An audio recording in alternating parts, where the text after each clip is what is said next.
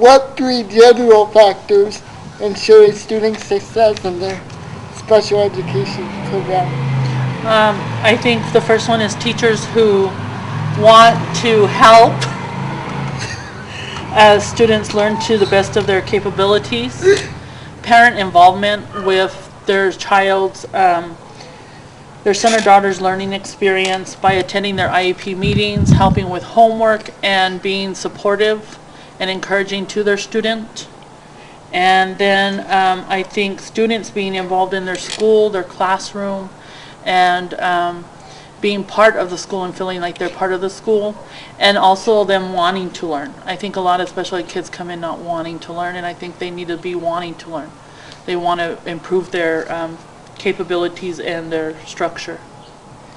Okay, so like student involvement or anything you said, how can school districts and parents work together to meet these three factors? One of the things I feel like parents are always number one in their kids' education process.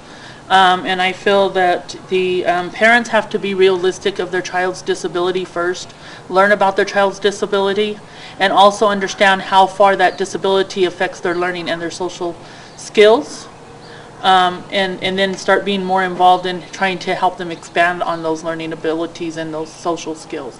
And then I think the superintendents and the district can help improve by maybe giving us special education more money to help teach the kids better, to help them learn better.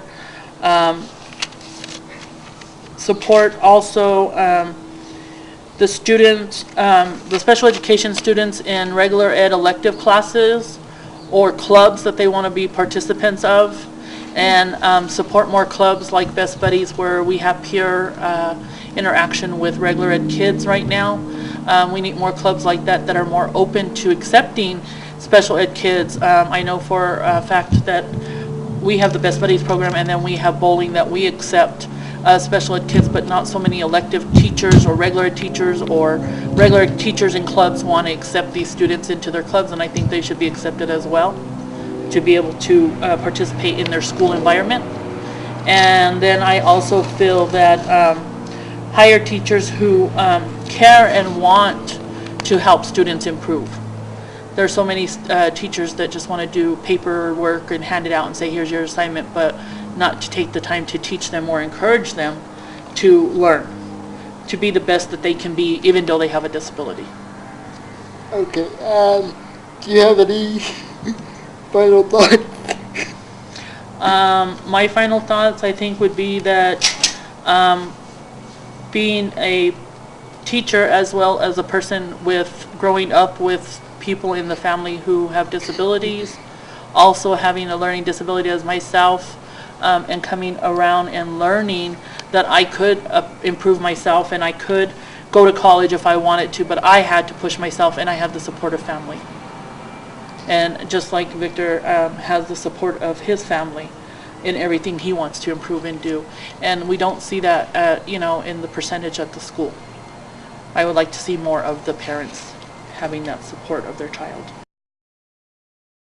My third good guest is named Ann K. Mora, and she's going to introduce herself because she has a long resume and a long history in special education. So I turn it over to you. Thank you, Victor. And I like a lot of the things that you said because they're the things that are close to my heart too.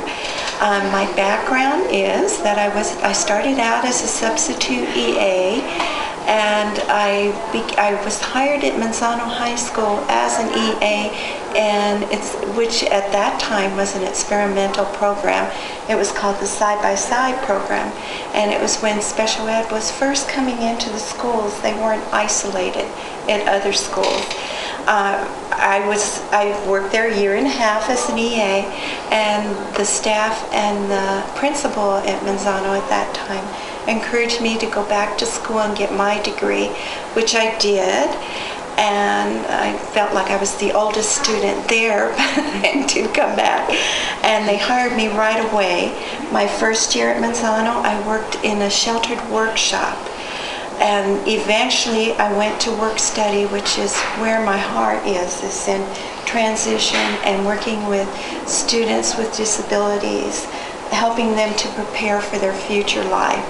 I worked in the side-by-side program at that time, and then I went to the neighborhood program, working there. I was offered a job in the Access program, which is the 18 to 21-year-old. Again, close to my heart, preparing special ed students for their futures when they will be on their own. And right now they have all the resources available to them. I worked at Access for 8 years and thoroughly enjoyed it. And then I went on to be a transition specialist.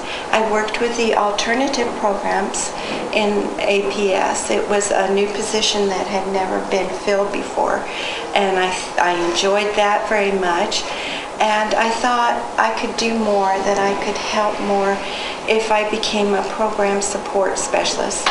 I was hired at the Sandia cluster, and I worked 4 years as the program support specialist in the Sandia cluster, which at that time had 9 schools.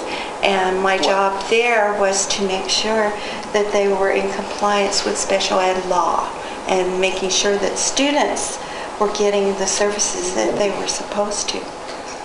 And how long did you do that for? 4 years. 4 years. Okay. Yes. Okay, well, thank you for joining me, and I have a couple questions for you. Okay. Which I think you kind of got prepared for, and I thank you for that.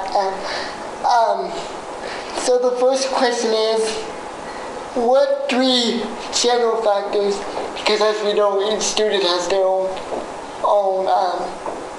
goals and needs too, but general factors that could help every special ed student succeed in their special ed program. I think, special ed students aren't really that much different in their long-term goals. What they want to do is prepare for their future.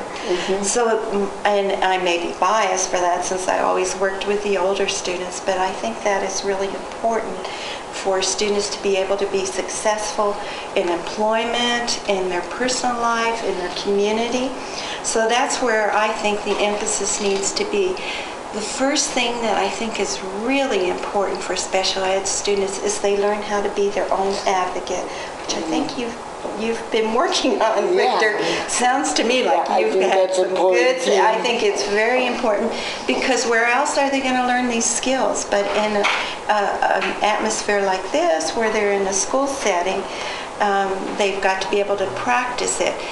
I really do believe in the self-directed IEP, where the student is in charge of their IEP.